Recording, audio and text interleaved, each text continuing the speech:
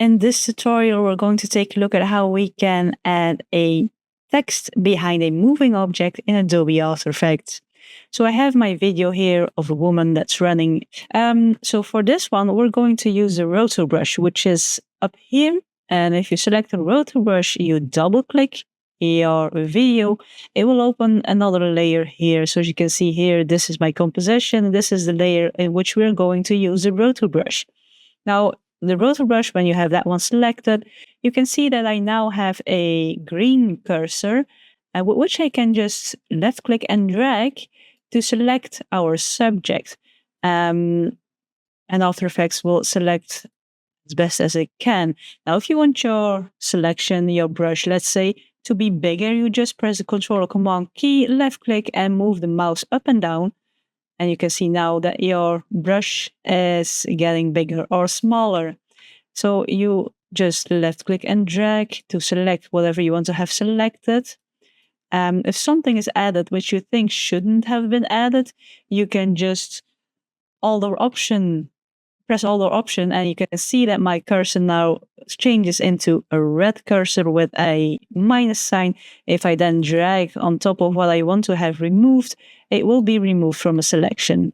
So it's just now trying to select everything you want to have inside of your selection, removing what shouldn't be there, and just playing around with that until your selection is how you want it to be. And as you can see, this is the first frame. We have this line here, which are all frames. If you move forward, you can see here it will start to appear as a green line. It will become green because After Effects will generate all those frames for you. You can press play. As you can see here, it will start generating those frames. If you are happy with your selection, you can press this freeze button, and then After Effects will create all those frames for you. This might take a while. Okay, so now you can see here the entire thing has been rendered.